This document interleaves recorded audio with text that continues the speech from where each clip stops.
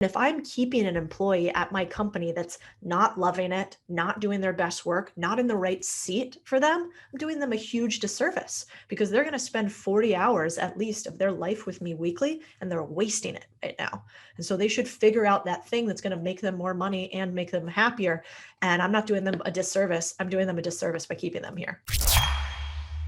Hey everyone, welcome to another episode of Perfectly Mentored. I'm your host, Jason Portnoy. My guest on this episode is the amazing Codie Sanchez. She is a reformed journalist turned institutional investor to cannabis investor and advisor to now founder at Contrarian Thinking and co-founder of Unconventional Acquisitions. She thrives on helping people think critically and cash flow unconventionally while allocating to what we call the sweaty and boring businesses, which we're going to talk about in this episode. If you want to be your own boss, if you want to be a savvy investor, if you want to figure out how to grow your business, this is the episode for you. You're not going to want to miss it. Check it out. Codie, welcome to the show. Thanks for having me, man. Thanks for being on. Look, I've just been watching you on every platform. It seems like TikTok, Instagram, you keep popping up, which as a marketer, I love seeing. I love seeing when people are popping up because I believe attention matters most. But for the listeners who this could be their intro into who you are, tell us a little bit about your background and how you became like that boring business and crazy savvy investor. Well, I've been an investor for 15 years. So it's been, like a 15-year overnight success story, I think. I just was never public on the internet. So I did the traditional thing, investment background, Goldman Sachs, private equity, venture capital, run all the different type of investment strategies, mostly anything that you could do with equity. And then I, built a couple businesses, sold some businesses, and then I started buying other people's businesses. And it's the private equity playbook. It's you find sort of service-based businesses, what I call boring businesses. So mom and pop locations, HVAC, plumbing, laundromats, car washes, buy them, you do value add to them, and then you either hold them and cash flow them, roll them up into other ones, or sell them. So we have a bunch of different methodologies that now I talk about publicly. Before, I didn't think anybody else thought it was cool. I think we're dealing with the time, right? Like you and I both spoke at an event and you spoke about becoming like recession-proof and having a recession plan. So I think this is very interesting right now because I think we saw a boom. We were coming out of economic boom. We're coming out of an online boom from COVID times. Are you still bullish on buying those type of businesses right now? Because back then, yeah, it's easy. Like every business, it was hard not to be good at business for the last few years. But now you kind of have to have some sort of business sense. You have to have some sort of plan, some sort of game plan. Have you changed your tune a little bit on any of the things going on? Well, we use a methodology that I made up. It's called BRT. And basically the idea is that you buy these boring businesses for anywhere from 1 to 3 times their profits. You buy them in recession-resistant asset classes. So these might be, essential services businesses. These might be things like plumbing businesses. When your toilet gets broken during a recession, you're still going to call the plumber. Then you raise the prices on them because typically these small businesses have only done incremental price returns or no price returns. And then you add technology to them. So instead of that fax machine you see in the background, you're going to add an auto text reminder. You're going to add a tracking system like Jobber. And so this BRT system, I think, really lends itself to markets like this. Now, that said, I do think that companies and valuations are expensive for sure. It's every asset is nearing all-time highs or starting to pull back from all-time highs. So I do think you have to be really careful in what you buy, but I operate from something called the Lindy effect, which is basically if something's been in existence for a long amount of time, the truth is that it has a higher likelihood of continuing to be in existence. And so I do not think that car washes are going to become obsolete in the near future. I do not think plumbing companies will become obsolete. And so the likelihood that even if you pay a little bit more than you should in this market, let's say, but you have an ability to continue to cash flow, you're probably all right. So let's play that game out a little bit, because one thing that you talk a lot about is you don't necessarily need to start a business. You could go buy a business. And sometimes that holds a lot of people back from achieving their entrepreneurial dreams because I don't have a business model. I can't think of something I want to start. But you're saying go out and buy a business and just add value to it. someone listening to us right now sits there and says, cool, sounds great. I'd love to buy a plumbing company. I'm going to go offer my local plumber, and an offer for sale. How are they paying for that is the question. It really depends. I mean, if you have $0, do I think that you should go buy a business tomorrow? No. Yeah. You've gotta, there's levels to every game, right? So if you have never run a business before, you've never run a business unit before, you're fresh out of college, you don't know what a P&L is, like you don't know how to read any of this stuff, you don't know how to do a deal. I know businesses doing 7 figures and they don't even know half that stuff. So yeah. I don't know. I mean, there's a lot of business owners that have no clue what their numbers are. Maybe. I think if you have run a business before, or you've run a business division before, you could probably figure out how to go buy a business. Correct. I think if you haven't done that and you don't know how to read a P&L, you need to learn those things first. That's my recommendation. Like, don't go out and buy a business if you don't understand that stuff. Could you do it? Sure. But you could also lose your shirt. Everything that I talk about is like, let's de-risk this motherfucker, because the truth of it is, the first deal that you do, if you do a bad deal, like your likelihood to do a second one is so is so astronomically low. And so you want to make sure your first deal is more likely to succeed. Like, I'd rather you go buy a vending machine, go buy a business for 10K, go buy a 10K website, because if you do that, you probably won't bankrupt yourself. That's sort of my 2 cents on it. But how they're getting capital for these deals really depends. I mean, there's lots of different ways to play the game. The way that a lot of people talk about in small business land is getting a loan, like through the SBA. So the SBA will give you a loan for your purchase price, somewhere to 80-90% of the price of the business, up to 80-90% of the price of the business. So the government will give you the money. Problem is, you're on the hook with a personal guarantee. So, no such thing as a free lunch, typically. Second is seller financing. The business owner could allow you to buy the business with future profits. That's commonly done. 60% of businesses are sold with some type of seller financing. And then, third, use some of your own capital or raise capital from other people. Not that dissimilar to venture capital, except people, expect a distribution pretty quickly. And so lots of ways to do it, even if you don't have money, for sure. But I think you should have some amount of capital relative to the total size of the business that you're buying, so you can't get bankrupted by your first deal.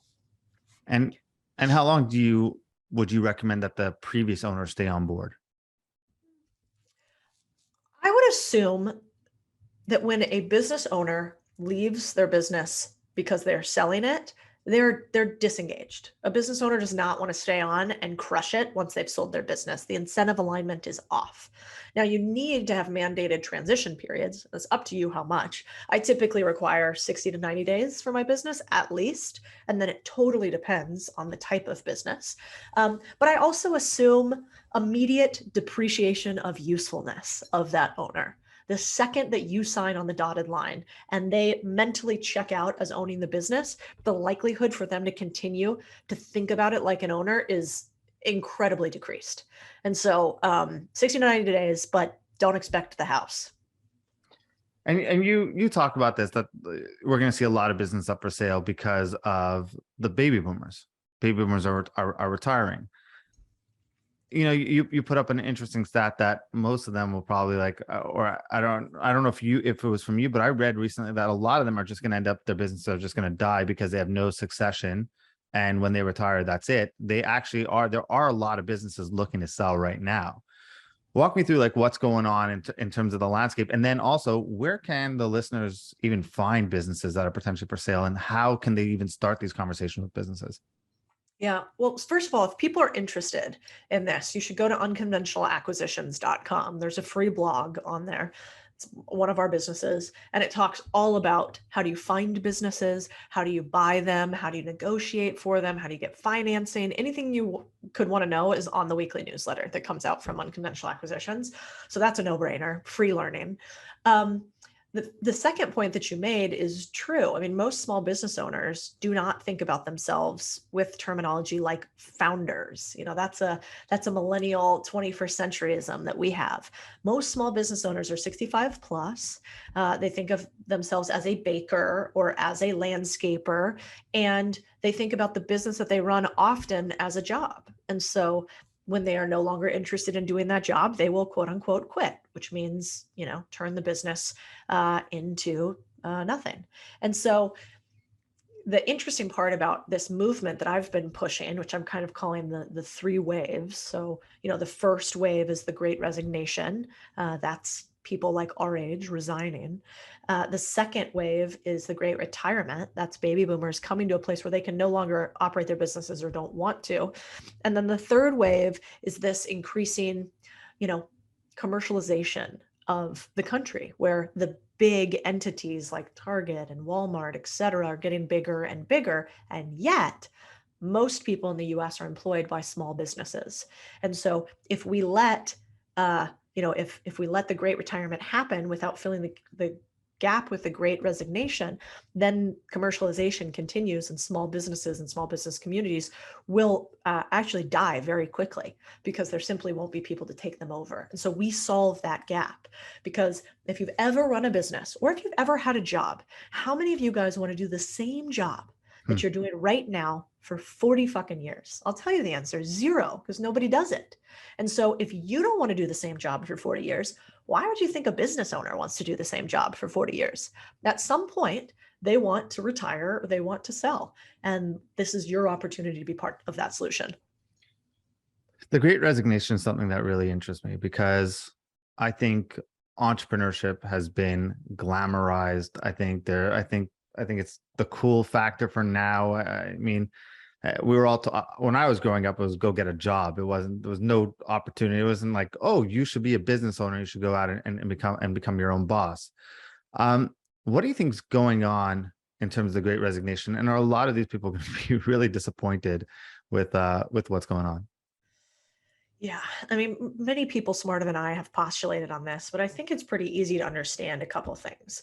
One is there's a massive amount of capital swirling around. And so anytime there's a bunch of capital swirling around in the form of inflated stocks, inflated asset prices, stimulus checks, people, instead of alignment is gone, right? Like the reason why we work is, yes, we like it, but would you work as hard as you're working right now if people were paying you 0? No, of course not. You do the work because you have to do it to survive. And so for a lot of people, they stopped having to do it for survival. They're like, dude, my fucking Bitcoin went up more than my salary for this year. See you later. So I think that was one. And then 2 is COVID was us staring death in the face. For a lot of people, the daily death count, what a weird thing. And so people were like, do I want to die and have my tombstone say account marketing assistant right now? Like, is that what I want to be in life? And I think people are like, yeah, no, okay, I'm quitting and I'm going to go have a title of CEO because I'd like that on my tombstone instead. And then the next thing I think is people also started realizing, man, there's actually this whole world of contract labor and freelancing that exists today that's never existed before. That means that you could have a lot of different jobs sort of overlaid instead of one boss who kind of owns all your time. And so now I have some optionality, and plus we're a generation of, sort of distracted, endorphin fueled individuals from social media. And so it seems more interesting to do 4 things at once instead of 1. What I think is going to end up happening is that our generation won't be exactly like the rest. I don't think people want to go back into cubicles and work at big companies in the same way that they did in the past. I don't think we're ever going back there, actually, all the way. And you can see that. I mean, right now, Goldman Sachs losing massive amounts of talent because people are like, nope, don't want to come back to the office and be in suits and ties. See you later, bye. And so I don't think we're ever going back. But simultaneously, to your point, I do not think everyone really wants to be an entrepreneur because it's a miserable, masochistic job. Like it's, at the end of the day, when you hire people and then you can't pay payroll, so you pay yourself $0, and the average entrepreneur makes $46,000 a year. The average employee makes more than the average entrepreneur. That's wild. You realize that it's glamorized for no reason. And it's interesting because I talk a lot about ownership, being an owner, but what I mean by that is having skin in the game. So like a profit share as an employee, a rev share, an ability to have an incentive commission structure on what you're doing, goals that align with if you grow, you get a bonus and direct attribution to that. And sometimes where that goes wrong is I think that where this generation is going to go really wrong, and I hope that they're careful about it, is saying, like I had somebody say to me last week, well, this is really a CMO level position. And so I only want it if it's a CMO level position, and I want equity up front in the business. And I was just like, man, because you don't actually understand risk and how owners have taken risk and made payouts for years before we bring somebody like you on, not only am I going to tell you no to that answer, I'm going to say, this has been a great conversation. I wish you all the best in wherever else you plan to go, because it's not going to be here. And so I hope they like temper the fact that you want to have incentive alignment. Fuck yeah. That you want to have upside. Fuck yeah.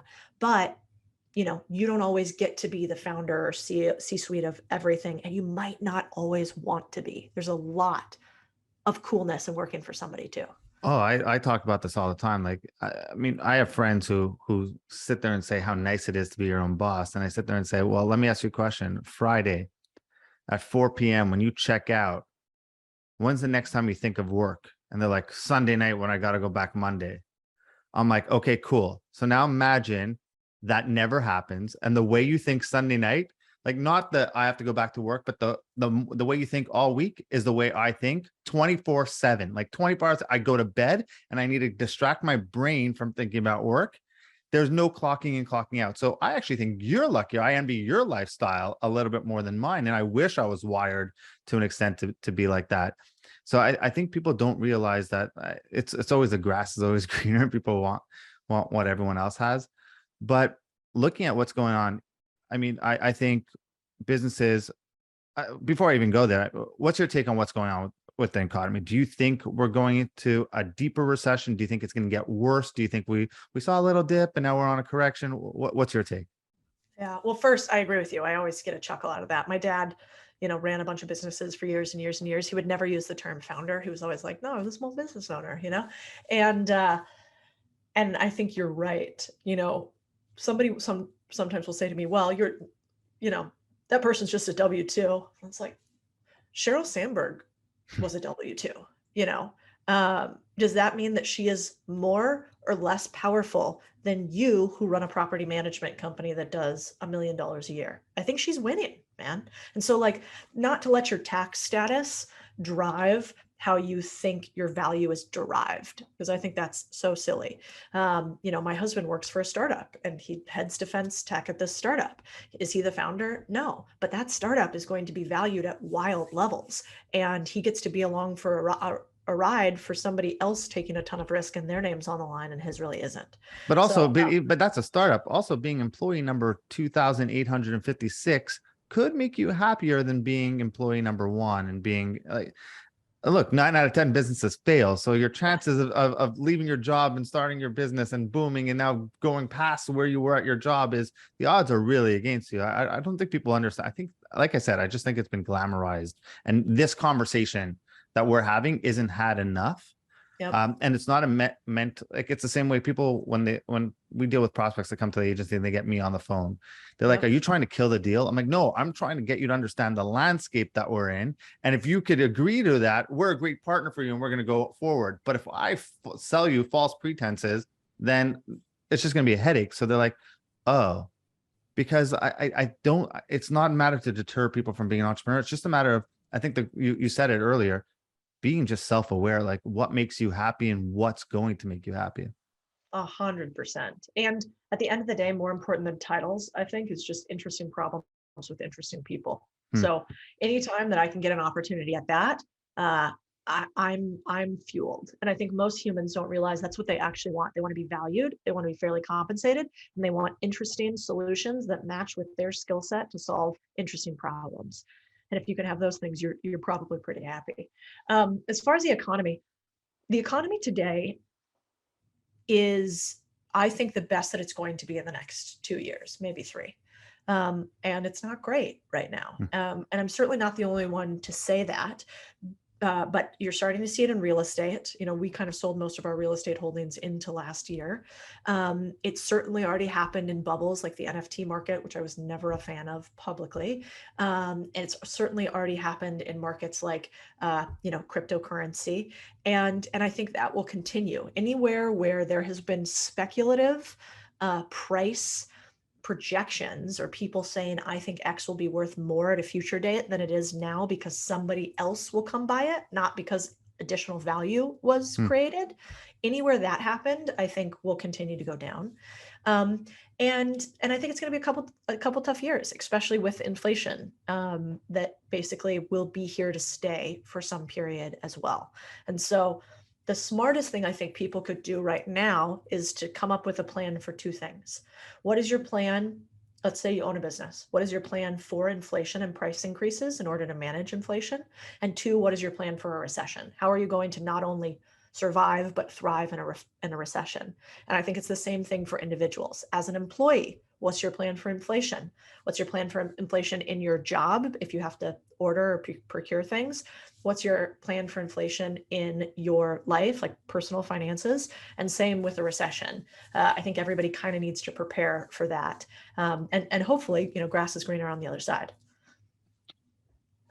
I agree. I'm also a little bit of a gloom and doom type of guy for what's coming. I think if you're thinking about creating a recession plan, you're probably a bit too late. I think every business should have had this in advance. What do you include in your recession plan? What goes in your plan? Yeah. Well, one, what's wild is I speak at conferences quite a bit, and I would say less than 10% of business owners that I talk to I'm sure once you get up to the Fortune 1000 business owners, they have one, I would hope. But most businesses actually do not. They might have, here's a best case scenario and a worst case scenario forward-looking projections, but most people do not have action items based on that. Like, okay, in a best case scenario, here's what we're going to do. In a worst case scenario, here's what we're going to do. Because what happens is if you operate from fear, as opposed to in this environment, you can still operate from actual reality. What are the numbers happening? It could happen in the future. You're more emotionally distant. When you operate from fear, you make really bad decisions. And so I like people to have a plan for, let's say, last year, Jason grew his agency by 100%. So the upside projection is, I think we can grow by 100% this year. Again, great. Okay. If we think we're going to do that, here's how we will hire. Here's how we'll spend. Here's how we'll create products. Here's how we'll market. Here's just our business plan for, 100% upside. Here's the downside projection.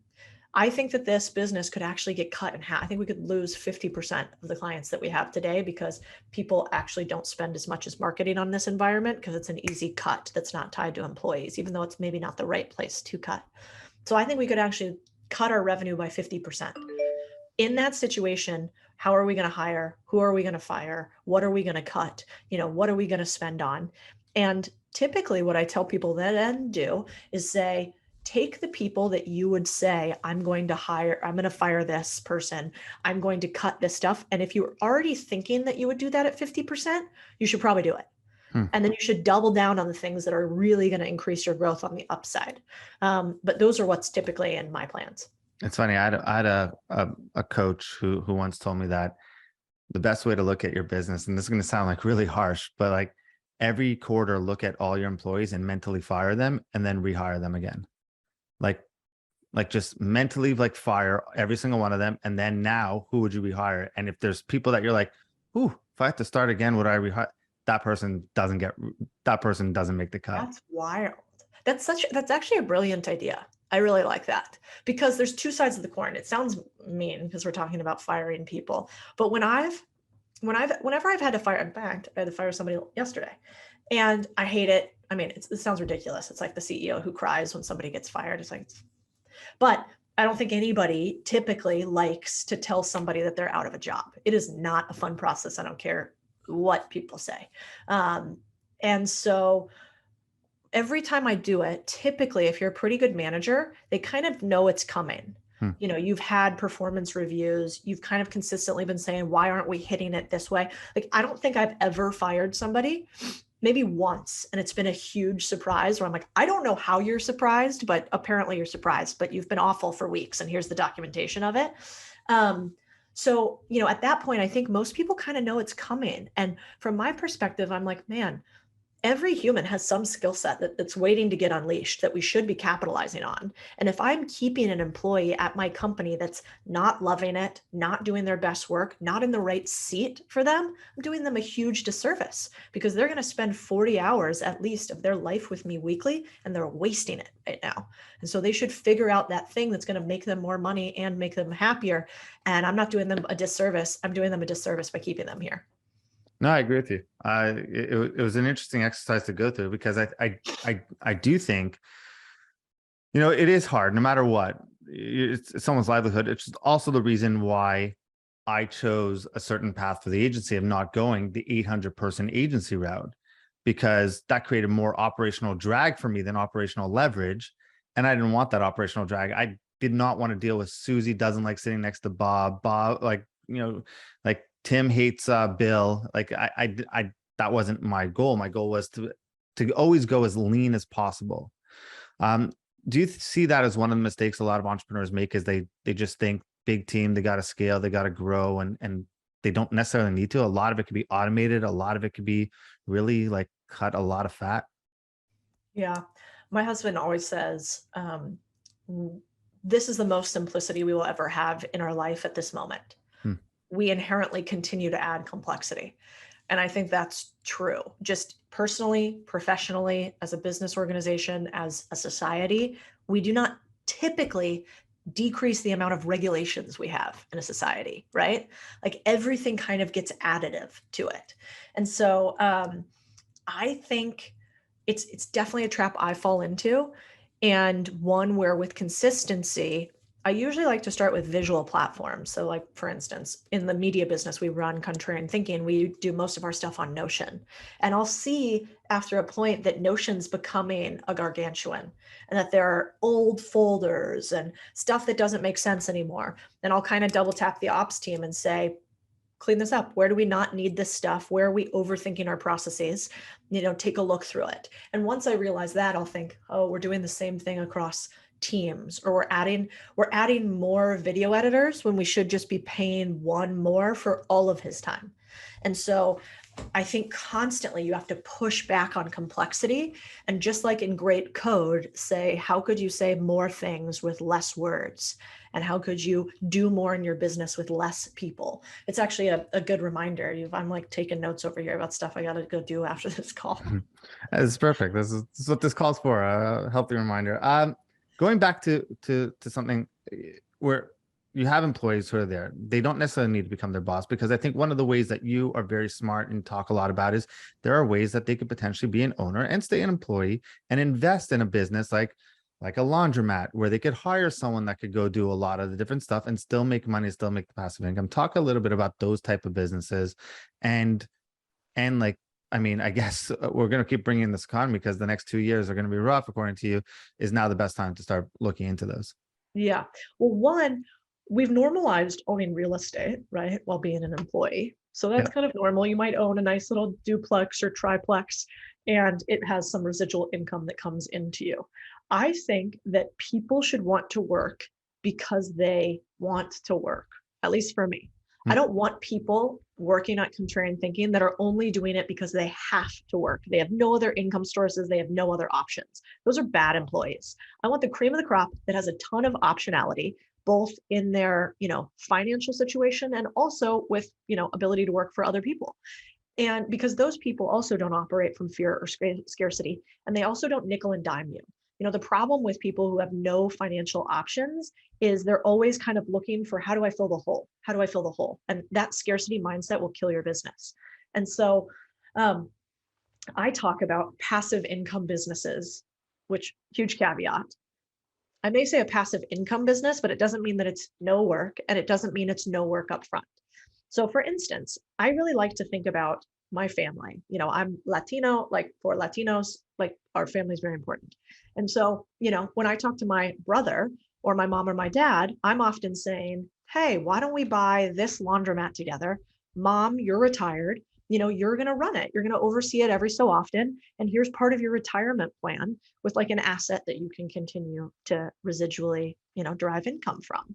Or, if I have cousins or members of my family that come to me and want to work in my business, but they don't really have the skill set for the business, it's like, find me a deal that you think that you can run, a website, a social media brand, whatever.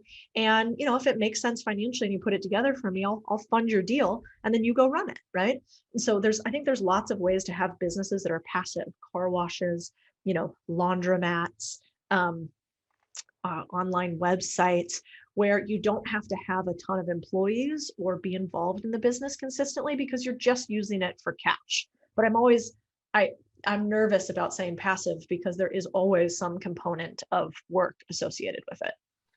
Yeah, and I also want to give the caveat also for people listening that if you're already starting a business, don't get shiny object syndrome and don't be like, okay, Codie says I got to go invest in laundromats and some car washes. Like, the best business to invest in is the one you're currently starting up and doing. I do that before you invest in anything else. I'll let you go with this. As marketers, iOS triggers a lot of PTSD, right? A lot of marketers hate hearing about iOS, that they just don't want to talk about it. But you have a different terminology, so I kind of like it because you're putting a positive spin on iOS. Talk to us a little bit about iOS. Yeah. Let me add one thing to what you're talking about Sure, and then I'll get to iOS, which is I've been obsessing about for weeks now.